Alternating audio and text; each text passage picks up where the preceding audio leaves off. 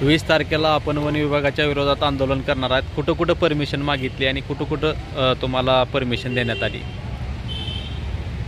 मागील 3 महिन्यापासून धाराशिव जिल्ह्यामध्ये जो वाघ धुमाकूळ घालतोय त्या वाघाला पकडण्यासाठी वन विभागाला व त्यांच्या अधिकाऱ्यांना जाग आणण्यासाठी आपण वेळोवेळी वेगवेगळ्या आंदोलनाचा आत्तापर्यंत अवलंब केला। त्याच्यामध्ये त्यांना निवेदन देणं असेल, कागदी वाहक भेट देणं असेल किंवा त्यांना बेश्रमाचा फाटा भेट देऊन जाग आणण्याचा प्रयत्न केला। या उपरही त्यांना जाग आलेली नाही व त्यांच्याकडून आत्तापर्यंत कसल्याही प्रकारची यशस्वी कार्यवाही झालेली नाही।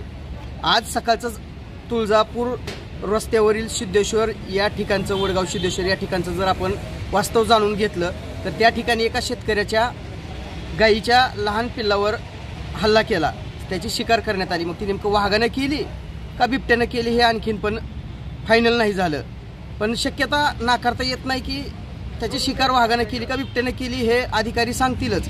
पण सगळ्यात महत्त्वाची गोष्ट अशी आहे की आपल्या जिल्हा हा अगोदरच उन्हाळी दुष्काळी जिल्हा आहे आणि या दुष्काळी जिल्ह्यात कुठंतरी शेतीला एक जोडधंदा राहावा म्हणून लोक उपजीविकेसाठी या ठिकाणी दुग्ध व्यवसायाकडे वळत आहेत आणि त्यांचं पशुधनच या ठिकाणी संपुष्टात येत आहे। आतापर्यंत शेकडो जनावरांची शिकार या बिबट्याने आणि वाघाने केलेली आहे, तरी पण या अधिकाऱ्यांना एकही बिबट्या व एकही वाघ पकडण्यात यश आलेलं नाही।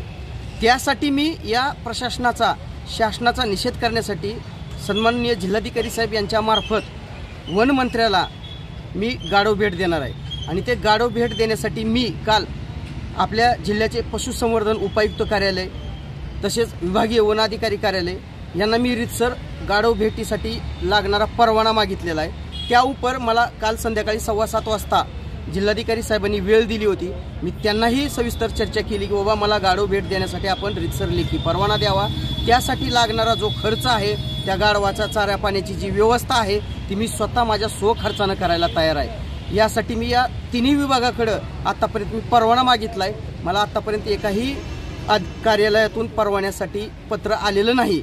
मी दिलेल्या अल्टिमेटच्या तारखेपर्यंत वाट बघणार, अन्यथा मी माझ्या ठरलेल्या दिवशी मी या मंत्र्यांना गाढव भेट देणार, हे उघड सत्य आहे। त्यांचा परवाना येवो अगर न येवो, मी त्यांचा परवाना नाही आला तर ती त्यांची मूकसंमती आहे असं गृहीत धरूनच येणाऱ्या काळात मी माझं गाढव आंदोलन करून या वन मंत्र्याला गाढव भेट देऊन यांचा निषेध व्यक्त करणार आहे। प्रशासनाच्या वतीने 2 महिने मुदत देण्यात आली होती, त्या 2 महिन्यामध्ये 15 लाख रुपये खर्च झाला असं वरिष्ठ अधिकाऱ्याकडून सांगितलं। मग ते 15 लाख नेमके गेले कुठे? आता ते तर मोठं गौड बंगाल आहे।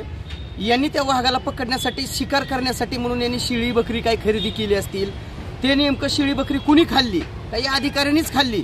आता हे पण शोध घेण्याची गरज आली आहे का, तर वाघानं तर आतापर्यंत शेकडो जनावरं शेतकऱ्याचीच फस्त केलेत। मग ह्यांनी त्या वाघाला 15 लाख रुपये नेमकं कशासाठी खर्च केलाय?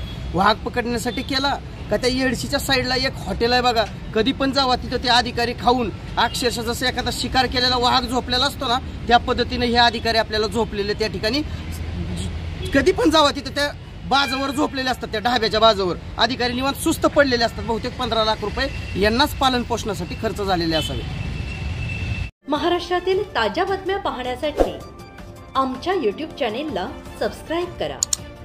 इंस्टाग्राम आणि फेसबुकवर हा व्हिडिओ पाहत असाल तर फॉलो करायला विसरू नका।